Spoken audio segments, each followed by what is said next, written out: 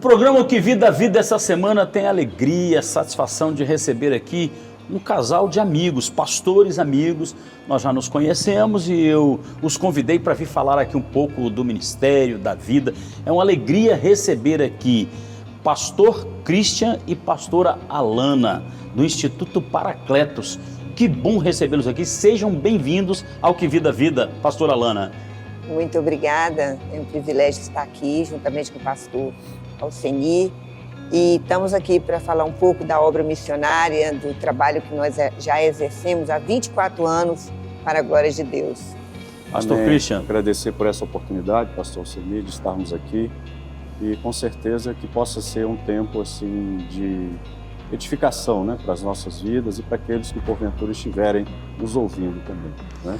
Pastor Christian e pastor Alana, eu tenho dito o seguinte aqui no nosso programa Que Vida a Vida, durante alguns meses que a gente está caminhando aí, oportunizando aos irmãos de falarem um pouco daquilo que Deus tem feito na vida deles, mas eu carrego uma máxima comigo, o seguinte: atrás de um PR, de um pastor, de uma pastora, tem um CPF, tem uma identidade, tem uma pessoa. Nós não somos apenas o pastor Christian, a pastora Alana. Eu estou aqui diante da Alana, eu estou diante do Christian, que tem uma história de vida, que carrega consigo todo um contexto de jornada que fizeram até aqui. Eu queria que vocês dissessem para a gente quem é a Alana e quem é o Christian.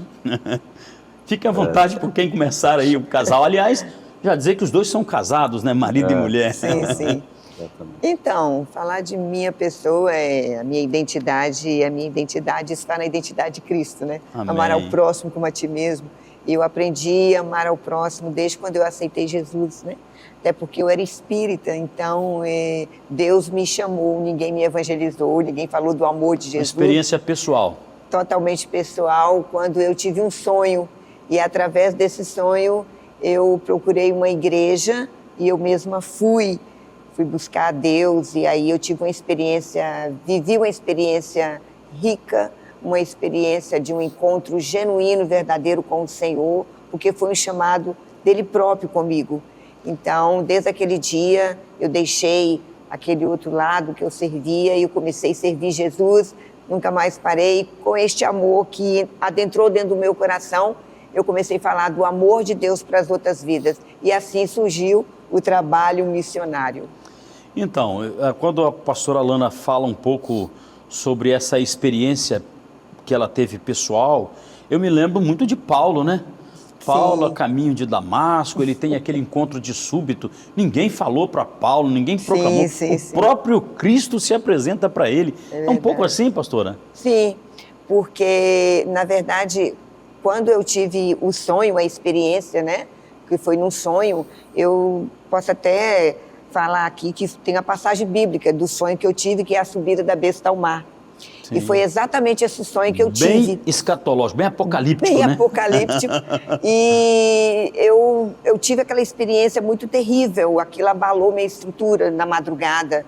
E quando naquele dia mesmo, eu ia ser consagrada dentro daquela religião que você seguia. Sim, sim.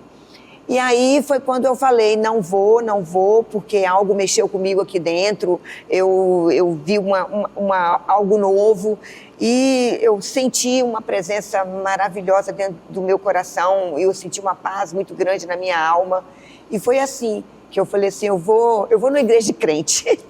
Não conhecia. A expressão que a gente usava era essa mesma. Não conhecia. Eu quero o Deus dos crentes. Sim, ninguém nunca falou de Jesus para mim, então assim, eu falei, eu vou na igreja de crente, e fui. E lá o pastor estava pregando sobre a subida da besta ao mar, que se encontra em Apocalipse. Olha que bênção. E ali eu tive uma experiência tremenda. Nunca mais largou o Senhor. Nunca mais deixei o Senhor. Glória a Deus. Glória a Deus. Pastor Christian, quem é pastor Christian? Quem é o Christian?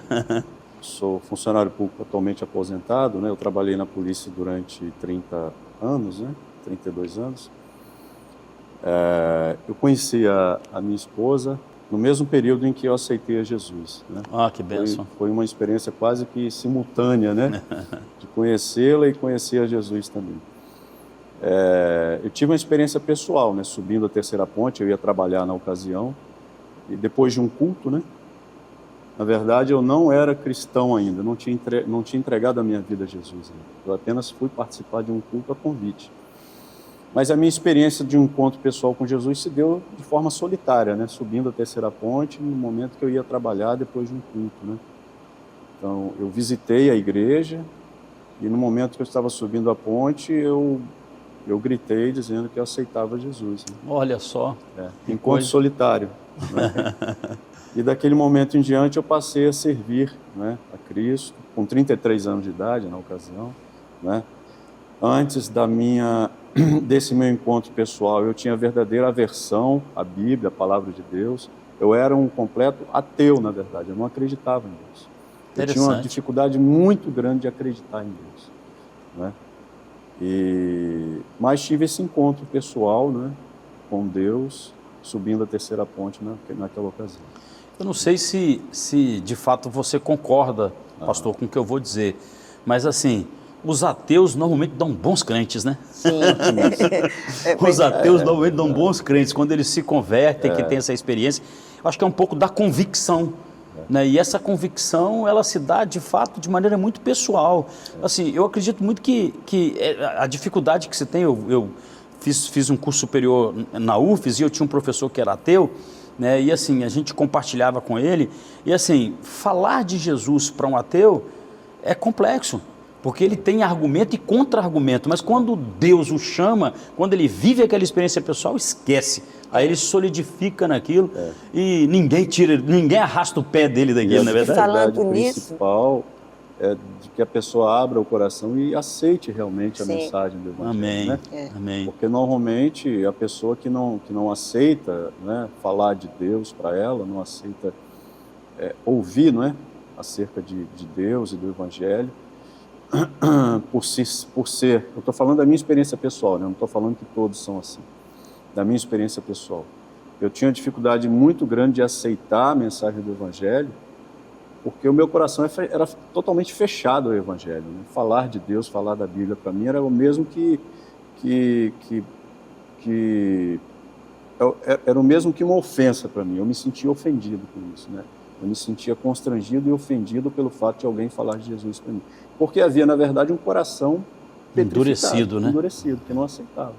Né? Pastora Alana? O mais interessante que ele esqueceu de falar é que quando ele me conheceu primeiro e ele quis namorar comigo, eu falei com ele que eu só namoraria com ele se ele aceitasse Jesus.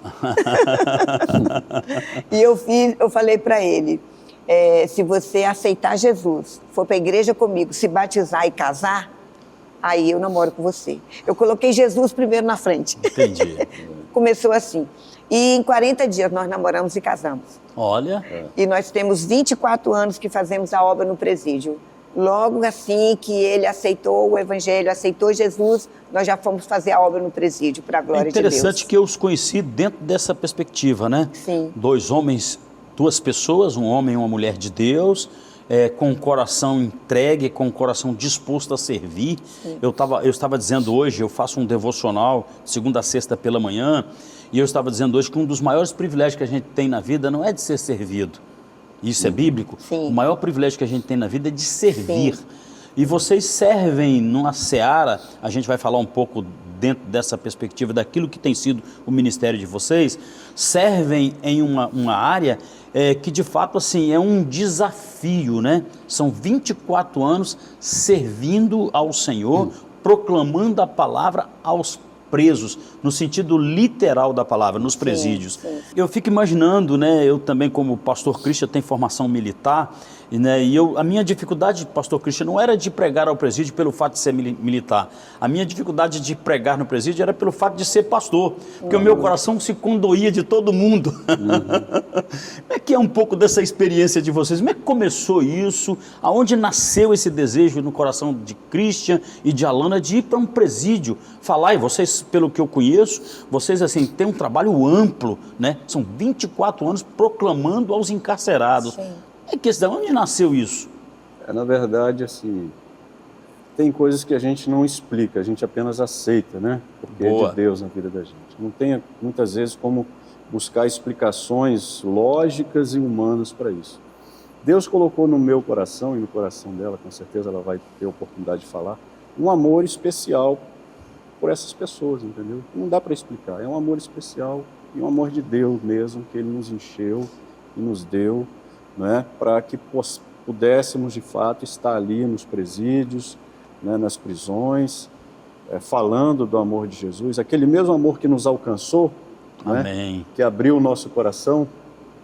Esse mesmo amor a gente não consegue reter só para nós, né? A gente em tem algum que momento, aquele texto da Bíblia incomodou vocês? Estive preso e não foste visitar-me? Isso. Na verdade, esse é o texto padrão de toda a capacitação que a gente faz, a gente utiliza essa referência. É interessante assim, que na nossa família, graças a Deus, nunca tivemos ninguém detido, ninguém. E foi amor mesmo. Eu creio assim, quando Deus me tirou, eu era esteticista, estava esteticista, trabalhava só com beleza, trabalhava só com médicos, e de repente eu ouvi uma voz do Senhor falando comigo: eu te chamei, eu te escolhi, você agora é minha. E eu ouvi aquela voz nitidamente. Foi ali, naquele dia, que a estética acabou. Foi naquele dia que tudo começou. Um novo trabalho, algo grande foi nascendo no meu coração de amor. Eu não entendo até hoje esse amor que Deus colocou no nosso coração pelos aprisionados, pelos aqueles que estão privados de liberdade. Então, assim, passamos esses 22 anos sem divulgar. Não tivemos redes sociais, nunca tivemos Instagram, eu não tenho rede social particular. Então, assim, nós não divulgávamos nada, absolutamente nada. Íamos para as igrejas, ministrávamos culto de missões, que é o que nós, né, sempre fizemos. É uma missão, não deixa de ser, né? Sim, que essa missão verdadeira missão urbana, do Evangelho, né, dentro das unidades prisionais, mas nós nunca divulgamos em rede social. E de 2 anos, eu creio, não tem 2 anos ainda, que nós... 3 anos para cá, né? 2 anos para cá, nós resolvemos divulgar o trabalho do Instituto Paracletos, onde nós tínhamos uma pequena igreja, e aí se transformou numa ONG, que hoje é o Instituto Paracletos. Nós vamos falar um pouco no segundo bloco sobre a questão do Instituto Paracletos, mas eu quero voltar ainda um pouco nessa questão do trabalho nos presídios, no sistema prisional. Pelo que eu conheço, vocês podem confirmar ou acrescentar, vocês têm um trabalho muito amplo nessa questão do sistema prisional. Sim. E essas pessoas que são privadas de liberdade, elas estão com direito privado de liberdade por algum crime que cometeram, mas não perderam o direito de acesso à palavra de Deus, não é verdade? Nós não podemos privá-la do direito de conhecer e de se arrepender, inclusive, dos erros que cometeram. Sim, até porque... eu diria 87% da população carcerária do Espírito Santo são pessoas que vieram do Evangelho. É isso que eu ia perguntar, seria minha próxima pergunta. Exatamente, são filhos de crentes, são filhos de pastores, de missionárias, de mulheres de ciclo de oração. Então, eles já têm uma bagagem e eles recebem muito bem o Evangelho e respeitam muito o Evangelho, até porque eles vieram, né? Eles conhecem a palavra. Então, assim, muitos pregam a palavra e sabem a palavra, até muito mais do que algum teólogo ou algum pastores mesmo. Então, nós vemos que a necessidade de continuar para que eles se perdoem e voltem a ter um encontro genuíno com Deus. Amém. Né? Então, essa eu creio que Deus viu na gente. Nós fazemos muito casamento em presídio, nós não sabemos mensurar quantos batismos nós já fizemos dentro das unidades prisionais. Hoje em dia, nós pregamos na igreja de pessoas que saíram lá de dentro do cárcere. É isso que eu ia perguntar. Entendeu? Olha só, nós estamos recebendo aqui no Que Vida a Vida essa semana, Christian e Alana, pastor Christian e pastor Alana, são amigos, pastores envolvidos com a obra de Deus, desenvolvem um trabalho no sistema prisional há 24 anos, mas têm feito muito mais pelo reino. Nós vamos fechar o nosso primeiro bloco, pastor Christian. Eu sei que você queria dar aí uma inserção dentro dessa questão, você vai falar assim que voltar, mas eu vou deixar uma pergunta no ar.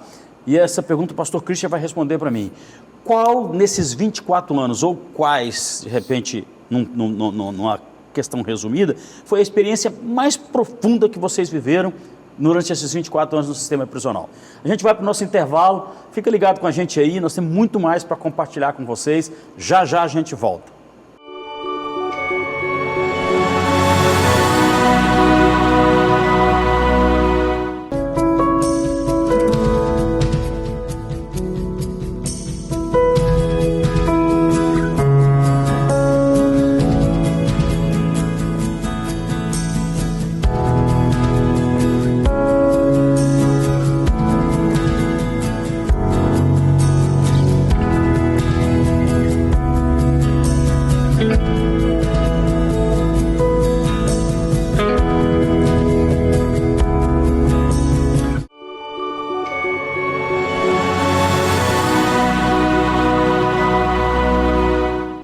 Estamos de volta no Que Vida Vida desta semana e nós temos a alegria de receber aqui pastor Christian e pastora Alana. Já falamos aqui um pouco da experiência de conversão deles, da maneira com que eles tiveram um encontro pessoal com Cristo, e a experiência deles muito se assemelham, né? São casados, não conheciam a Cristo, tiveram uma experiência pessoal que os conduziu à presença do Senhor e que os colocou na condição que estão hoje. Foi uma virada de chave, né, pastores? Foi uma virada de chave que os colocou num universo de fé, num universo de coragem e de disposição. E durante esses 24 anos eles têm desenvolvido um trabalho no sistema prisional do Estado do Espírito Santo. Eu deixei uma pergunta aqui para o pastor Christian, se ele pudesse contar para a gente qual experiência marcante ele teve durante esses 24 anos de ministério evangelístico, de missões urbanas no sistema prisional. Como dissemos aqui anteriormente, né, nós somos funcionários públicos aposentados. Eu sou funcionário público aposentado, eu trabalhei na polícia durante 30 anos, mas durante o período que eu ainda trabalhava na polícia, eu já fazia esse trabalho voluntário no sistema prisional, né? E em determinadas ocasiões, muitas vezes, eu ouvia pessoas que foram presas ou estavam presas, né, em determinados lugares, e posteriormente eu estava no presídio pregando e encontrava essas mesmas pessoas que estavam presas. Aquela visão, né? Aí via aquela visão, eu já te conheço, já te vi. Foi exatamente isso que aconteceu em determinada ocasião, uma pessoa que eu ouvi em uma cadeia, né, que antes tinha essa possibilidade das pessoas estarem presas em cadeias públicas aqui. Eu ouvi essa pessoa na cadeia pública, né, e depois eu fui encontrar essa mesma pessoa num presídio, né, aqui no complexo do Xuri. Né, e essa pessoa me reconheceu lá. Mas você disse em off que, na realidade, quem tem experiência marcante é a pastora Alana, né? Exatamente. Ela tem Fala pra gente aí, pastora. Pastora, tem uma curiosidade. Antes de você responder, de repente você pode engatar as duas aí. Ao que me parece, o Espírito Santo está na vanguarda porque ele tem um sistema prisional para o pessoal LGBT, não é isso? Sim. É a expressão assim que se fala mesmo? Sim, LGBTQIA+, né? Aumentou algumas letrinhas também. LGBTAYD+.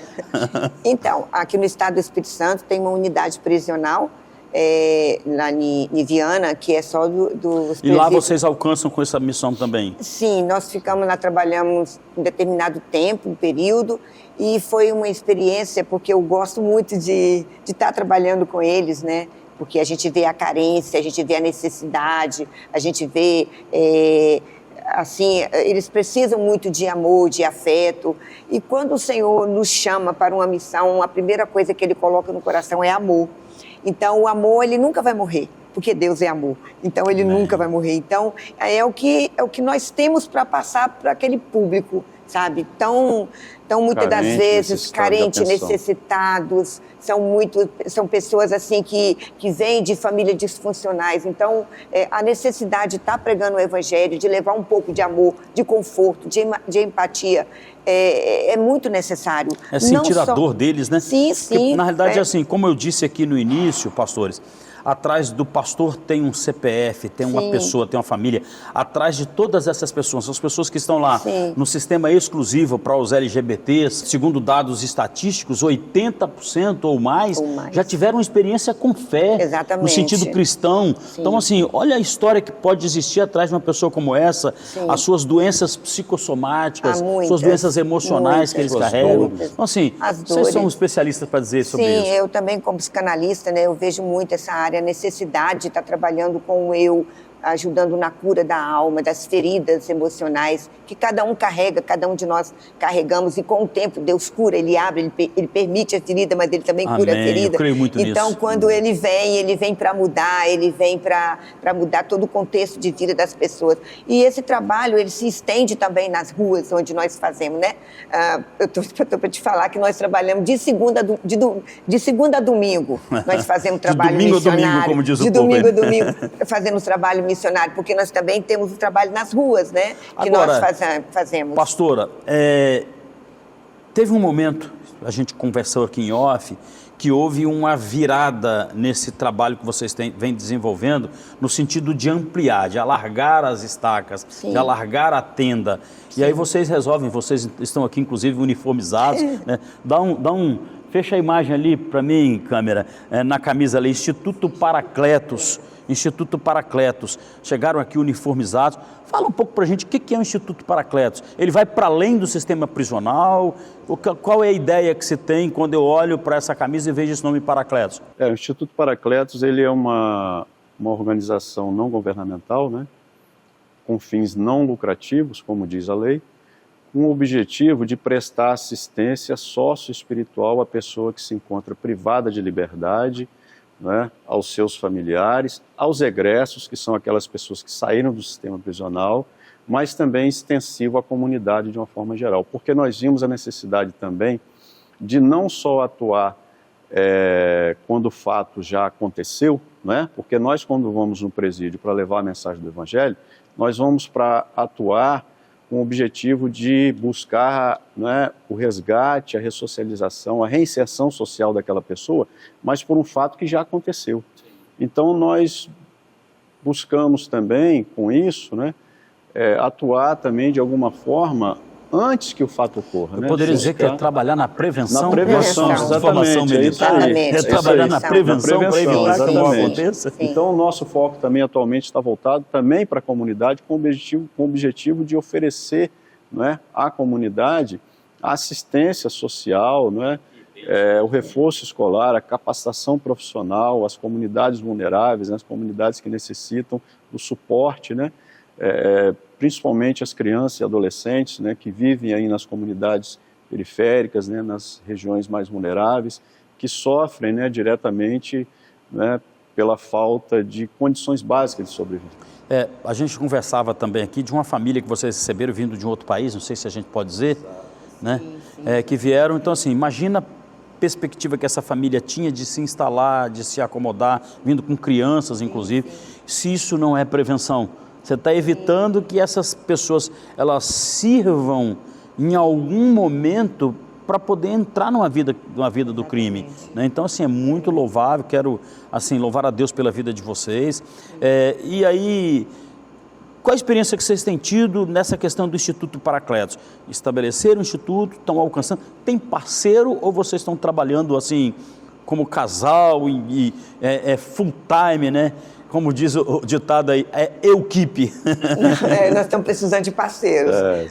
Nós precisamos de parceiro, que ninguém faz nada sozinho, né? Então nós precisamos de parceiros para estar abraçando essa causa. E também nós gostaríamos de falar que nós preparamos pessoas para estar fazendo a obra nos presídios, porque nós ministramos capelania prisional sem custo nenhum. Ótimo. Sem custo nenhum. Não existe negócio de carteirinha, porque na verdade eu não posso ir para lá e achar que lá é normal. Não, e também não é uma muitas situação... pessoas ministram curso achando que dando uma carteirinha pode entrar no sistema prisional. Não é assim que funciona, né? Nós ministramos o curso de capelania. As pessoas para poder preparamos a pessoa, depois nós cadastramos na própria Secretaria de Justiça. Nós fazemos toda a tramitação necessária. Nós fazemos tudo. Então não é pago. Para fazer a obra no presídio, você não precisa pagar curso, nada disso. Nós temos um prazer de levar o Instituto Paracletos e ministramos de graça, 0800, para toda a igreja. Quer dizer que eu, como pastor de igreja local, quero preparar uma equipe no sentido de que essas pessoas elas sejam aí preparadas, capacitadas para ir a um presídio ou para fazer um evangelismo específico. O Instituto Paracletos, então, está aberto para isso. Pastor, eu quero preparar uma equipe para fazer um trabalho no sistema prisional. Pode procurar o Instituto Paracletos. Exatamente isso, porque o que nós queremos que o nome do Senhor se propague. Amém. Nós amamos missões, nós vivemos, nosso coração arde, nosso coração é coração missionário. Amém. Então nós queremos que todo mundo tenha essa oportunidade. Nossa Judéia é muito grande, né? Tem gente que quer ir para os confins da terra, mas não evangelizou Judéia ainda. O Brasil, nós entramos há pouco tempo dentro de uma favela, nós entramos em várias comunidades muito carentes. Então nós vemos um pedacinho da África aqui dentro. Tem muito trabalho para ser feito no nosso país, no nosso estado. Tem muitas pessoas que precisam ser alcançadas. Amém. Então, assim, nós estamos à disposição para que vocês nos convidem para estarmos preparando vocês para também levar a palavra do Senhor. Ao final, a gente vai deixar o @de vocês para que as pessoas possam fazer o contato. Pastor Cristian, parece-me que você queria... Não, dizer exatamente que o nosso trabalho também, ele se estende, não é? Assim, dentro do aspecto ministerial, né, nós apoiamos também projetos missionários, né? Boa. Nós apoiamos pastores que estão no campo missionário, né? Na região do interior da Bahia, de Alagoas. Também apoiamos projetos missionários no Paraguai. Inclusive, existe um pastor lá no Paraguai que trabalha com 4 comunidades indígenas, né? Sim. Do Paraguai, que nós apoiamos. E no Nepal, né? Naquele país. Eu tenho uma curiosidade, pastores. Né? A gente conhece a realidade do sistema prisional do Brasil.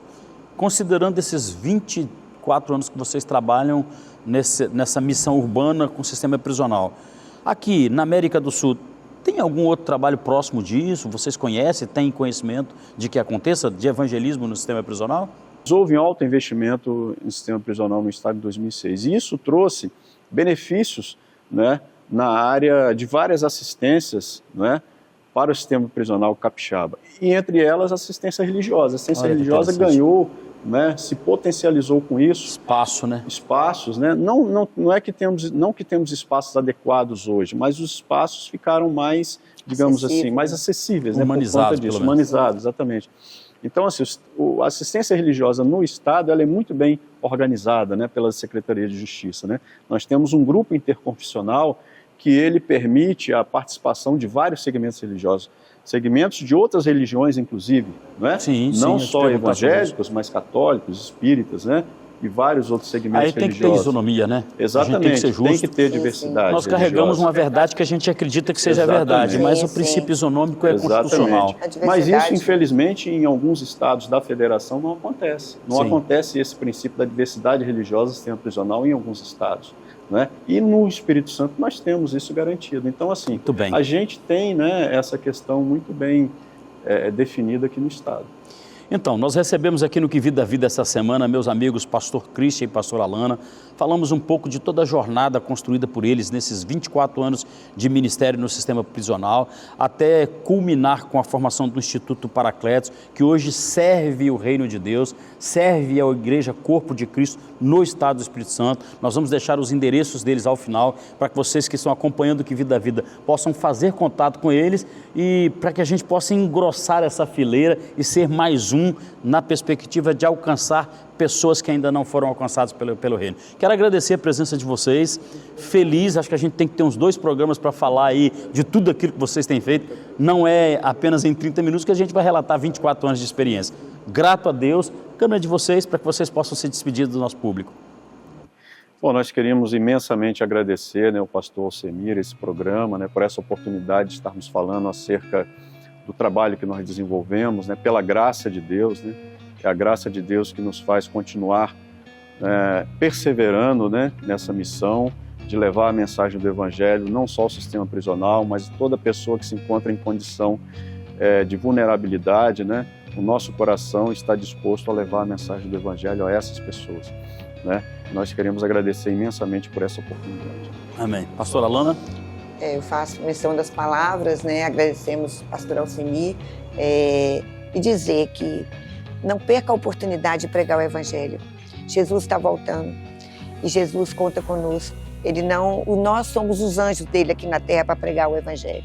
Então, toda oportunidade que você tiver, fale do amor de Deus. Sempre tem alguém precisando ouvir algo que você também um dia passou e que sirva de experiência para tantas pessoas. Então não deixe de pregar o Evangelho. Que Vida Vida essa semana recebeu os meus amigos pastor Cristo e pastor Alana, compartilhamos um pouco de tudo aquilo que eles têm feito no seu ministério. Que Deus continue te abençoando, voltamos semana que vem, fica ligado conosco aí. Tenho certeza que semana que vem teremos outra entrevista no mesmo nível dessa. Alegria te receber, permaneça ligado conosco na Rede TV.